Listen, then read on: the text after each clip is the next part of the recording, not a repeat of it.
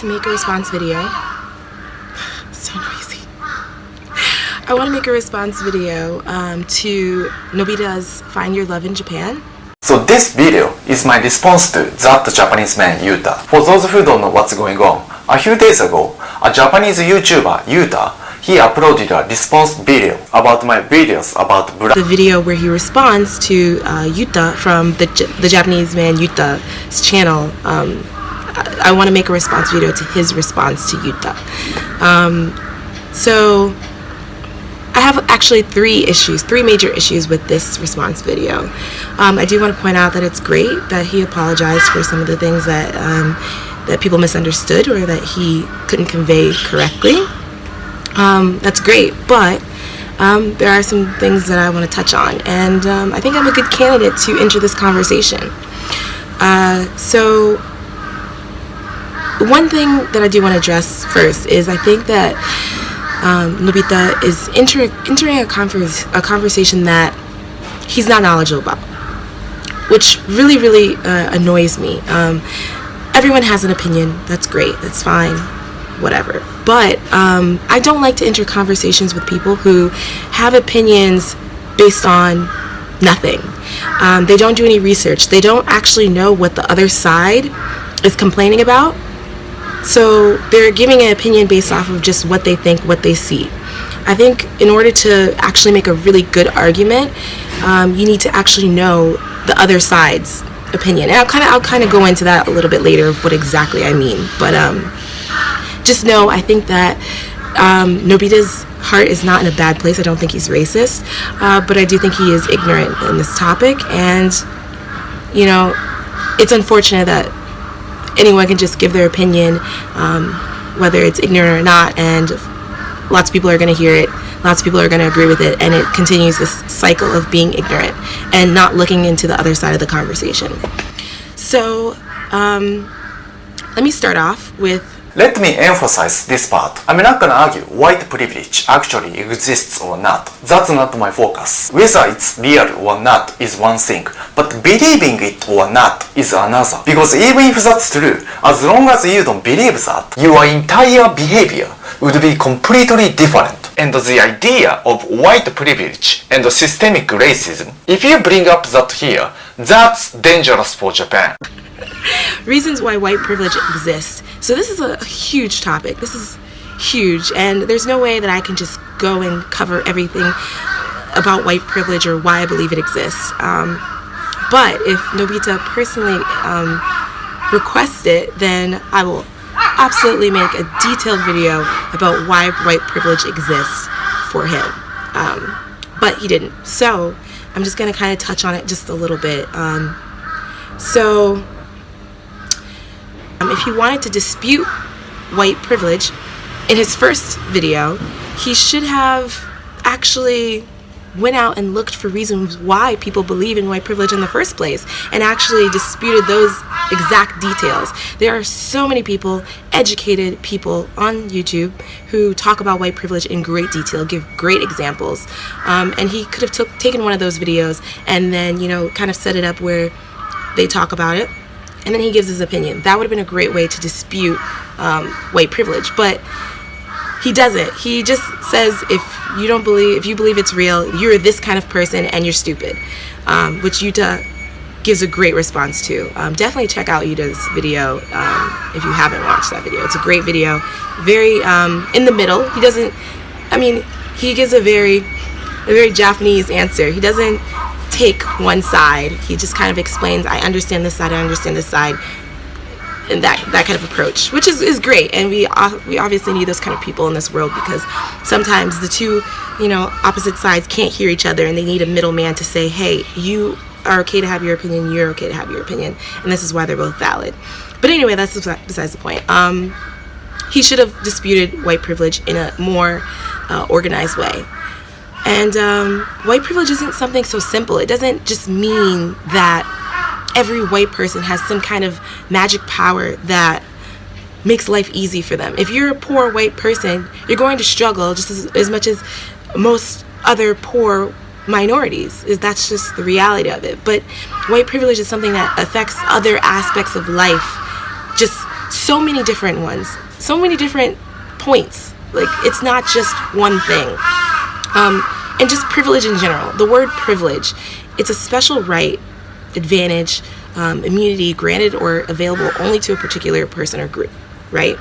So, as many examples as I could give, especially from my own life about white privilege, I'm just going to say in general, you know, it's a privilege for you to not have to walk down the street and feel judged and feel like people hate you because of your skin color. And it's not just a thought, it's a reality. And I've actually had people come up to me and call me the N-word and come up to me and say negative things or tell me that I couldn't do something or I'm incompetent because I'm black.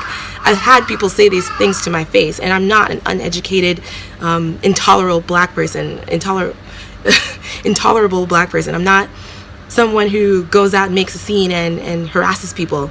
I mind my own business. I'm very motivated, and I still receive this kind of backlash. So it is a privilege that a lot of white people are immune to this. They don't have to experience this. A lot of black people, I think a lot of people experience this where they go through a period of time in their life where they realize that they're black. I know that sounds weird, but when you're a kid, you don't pay attention to that kind of thing. You don't know, oh, he's black, he's white, he's Asian, whatever. I didn't, because my mother didn't raise me to care about that kind of thing.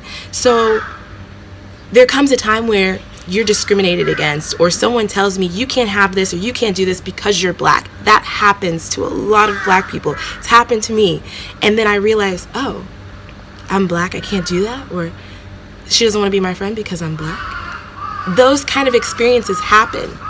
And that is a privilege that white people don't have to experience, and solely because in a lot of places there aren't a lot of black people in America. A lot of people don't actually know that, you know, the ratio of minority and majority, that's why they have those words, is different. So I'm used to being the only black person in a classroom or in a store or just whatever, in a community, in a town. I lived in an all-white town before. So what I'm saying is, white people don't have to experience being told about who they are and what they can't do. That in itself is a privilege. And that's only one out of the hundreds of reasons why there is a privilege for white people rather than a minority. Like, there's just so many reasons. And the fact that we're even discussing this just proves that there is a stereotype. There's a negative outlook on black people that I have to defend, and white people are immune to that. We don't have a video saying the problem with white people on YouTube. I mean, there might be a few, but let's be real. The big issue that people want to talk about is why black people are bad, why they commit crimes, why they're killing people, all this kind of stuff, black on black crime. That is a topic that white people are immune of being, you know, profiled about. I walk through a store and I am specifically, you know, met with issues that a white person is not going to meet with. How do you know that? And you say, how do I know? Because these people say it to me. Because people are directly racist. Believe it or not, people will tell you they don't like you because you're black. It happens a lot. So how do you know that? That's how I know, because they tell me. That's why I know that my color is the issue. Who I was talking about exactly, specifically, liberal African Americans believing white privilege, systemic racism, and advocating Black Lives Matter. It's not only certain people who believe in white privilege, okay? Let's get that straight. It's not only liberal African Americans or a certain group of black people who believe that. It's not only the victims who believe that. I am not a victim, and any situation where I have actually been treated, where I actually am a victim, I still don't play victim. I still persevere. I actually go through the situation in a more difficult route because I want to prove that I can overcome it. It's a challenge to me. It's a challenge when someone tells me, you can't do this because you're black. It's a challenge to me. It's not a reason to make myself a victim. And yet I'm still the type of person who does believe in white privilege. So Yuta gave a story. Nobita gave a story. So I will give a story. 3 years ago, I think it was 3 years ago, I took an anthropology class. It was once a week, and the teacher, I'm going to try and make this a short story. The teacher would always have comments about me being black. She would actually say, oh, because Amanda's black, blah, blah, blah, blah, blah. Or, Amanda, you're black, so blah, blah, blah, blah, blah, blah. And not only was I uncomfortable, but a lot of other people in the classroom were uncomfortable as well. And they brought this to our attention. They'd say, well, why did you say that? Or why do you have to bring that up, that she's black? Why do you have to, address these things and direct them at Amanda because she's black? And it wasn't just me. I didn't make a scene at all. I actually stayed quiet. I observed, just so I could, take it all in, and so that I could, say it later, so I could report it or whatever I needed to do. I just, took it in, and a lot of other people defended me, which was great. And that's the way to go. That's how we get things done, is people stand up for other people. But anyway, the course was once a week, and most of the time, 90% of the time, most of the work was submitted online. So tests were online, reports were sent online, everything was online. And I'm not gonna brag, but I'm a pretty good student. I've never gotten an F before ever in my life, and a C is bad for me. I don't have very many of those either. I do have a C in a couple math classes, like statistics. That wasn't fun, but I don't have very many C's. I'm an A-B student, okay? So an F is far out of my character, so you know. And I received an F for this class. And there's no way for me to actually prove that I did the work because everything was submitted online. So there was even one instance where she actually deleted all of our tests on accident. It was an accident, so she ended up giving us just an A because it was her fault that she deleted them. So even though I'm submitting all this work, she wasn't getting it, apparently, because I received an F for the course. I don't know if, obviously all schools are different in different countries, and so the way that the class is separated is different, but participation was a great part of this class. I came to class every day, or not every day, but every week. And not only that, but tests is a big part of the participation, so I had to take the test. It doesn't make any logical sense why I would receive an F in this class. I participated, I did the work, I did the essays, I turned in my work. There was no reason. And this woman literally brought up me being black in every class. It was clearly an issue. It's clearly something that she saw. And I didn't care. I didn't mind. When I got the F, I was really upset. It was my first F in college ever. I was really upset. And but I didn't care. I wasn't going to report it. Other people did report her after that semester, but they also reported her just because she was a bad teacher in general. She didn't come to class on time. She just was really rude, very opinionated in a negative way. Her opinion was the only opinion that mattered, and this was anthropology. I don't know if I forgot to mention that, but this was anthropology. It's something that opinion is everything. It's about observation and then giving an opinion, and so she would give her opinion and say, nope, that's it. Doesn't matter what anyone else says. So a lot of people, did not like this teacher. They reported her. I didn't, because I don't have time for that. I don't care. I ignore negativity. That's what I do. I move on. But the next semester, I wanted to take more classes than were allowed, so you have to get approval from the dean. So I go to the dean, I schedule an appointment, I go to the dean, and he said, why should I give you approval to take more credits when you have an F on your record?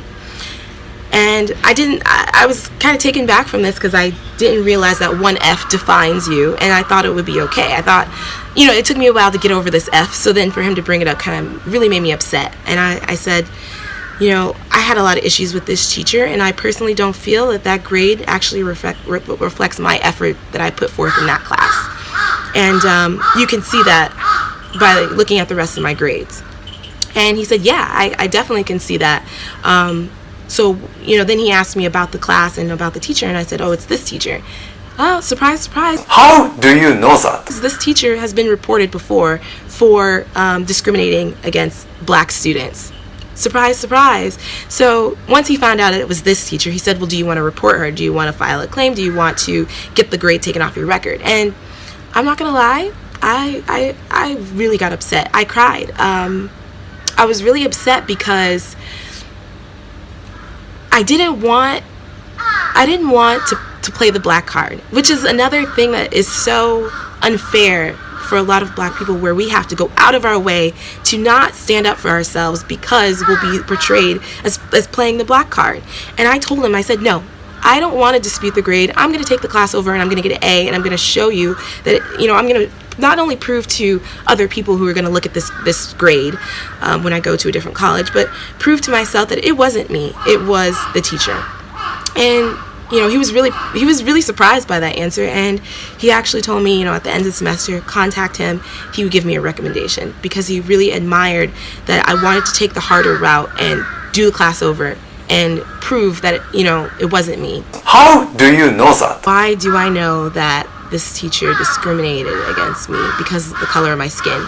Well, because she made it very apparent, and everyone knew, not just me. It's not just the black people who think that they're being discriminated against. Don't get me wrong, there are victims or people who claim or who want to claim victim all the time. There are definitely those people. Don't get me wrong.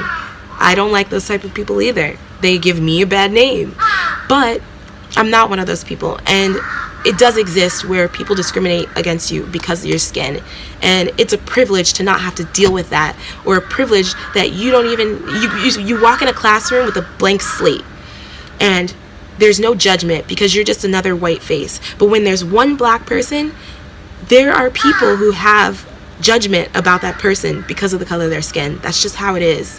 Why not to do something about it? If you do nothing and just whining about that, yes, I do think maybe you are asking too much. Now let me ask you, if you live in the US, when some tragedy happens by black people like this, do you see many black people strongly condemning those black people? Nobita, this is so wrong. This is why I know that you didn't do the research. There are so many influential YouTubers, and not just YouTubers, but let's talk about YouTube for the sake of this is YouTube. You're on YouTube, I'm on YouTube. There are so many YouTubers who directly point out black behavior and what we can do better as a community. And these people, they are met with so much backlash from other black people. It's a conversation that we're having with ourselves. It really is. There are black people who are educated and know, how other people are seeing us, and we want to fix it. We want to do something. We want to change, how we're being portrayed. And, there's black people who want to play the victim and who, it's not my fault, things like that. There are two sides, and you're not seeing it. There are people who are having a conversation on YouTube every day about the behavior of black people and how we can do better. And I'll give you a few examples. And you guys always say, Chrissy, you don't post any positive videos. You don't have any videos with solutions. They don't talk about black on black crime. Then at that point in time, a lot of police departments will take it more seriously and throw the person in jail. This is just so unfortunate. I feel extremely bad for her. Now you have a child who's going to grow up in this world where he no longer has a mother, he no longer has a father. There's a group of society that's supposed to have more common sense and morality than another group. The other group can just run wild, and we must protect them. And I think that's one of the biggest problems we have with social media in America in general. That's the condition of these two. I know this sounds too strict. Maybe I'm asking too much. But this is my strong belief. If you don't execute these two, I don't think you deserve to have exactly the same rights as other Japanese people. So the last thing I want to touch on is Nobita says, if you don't understand the culture and don't speak Japanese, you don't deserve to have the same rights as Japanese people. This isn't just harsh.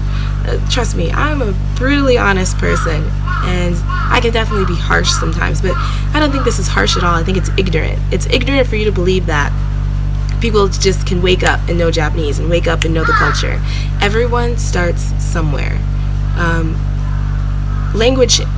Japanese language specifically takes so much time. It takes a long time to learn, and it takes a lot of time to be able to defend yourself and argue with people, and in a way that you'll be perceived positively. Like, not being able to speak Japanese in Japan was her fault if she is a foreign resident or immigrant. Because if you are just able to speak Japanese, you are more likely to do well with this kind of situation. that you don't come off defensive or aggressive like you did in your videos, because obviously English isn't your first language. So a lot of people misunderstand what you were saying or what you were trying to say in your videos. I mean, and that's partly your fault from what you said. But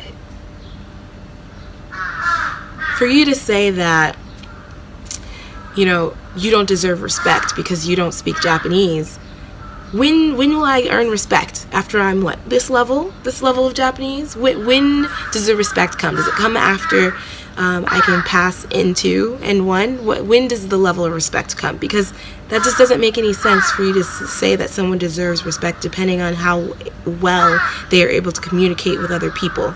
Everyone deserves the same rights no matter where they are in this country. Everyone's still a human being. Understanding people, culture, is a science. Like, it's literally a science. Anthropology, psychology, linguistics. People go to school to study, you know, people and culture in depth because it's a complicated topic. It's not simple. It's not so simple as, if you don't understand Japanese culture, you can't come here. It's a complex topic. It really is. And, you know, not only is it complex in the way that, you know, people go to study it and, you know, research about it, but people in general have a hard time communicating.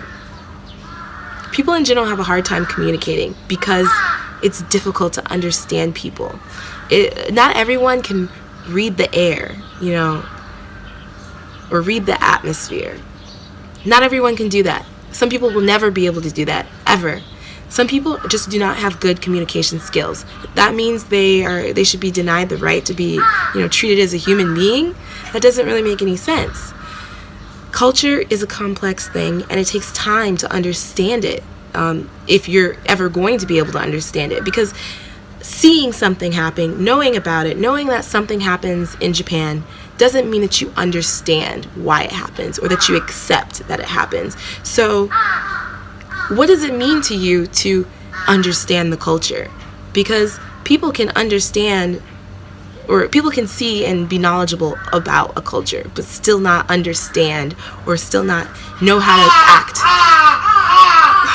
Oh my gosh. People can live in Japan for years and still not understand everything about Japanese culture. It's just not possible. So what level, same with the Japanese skill, what level of culture skills do they have to reach to be respected?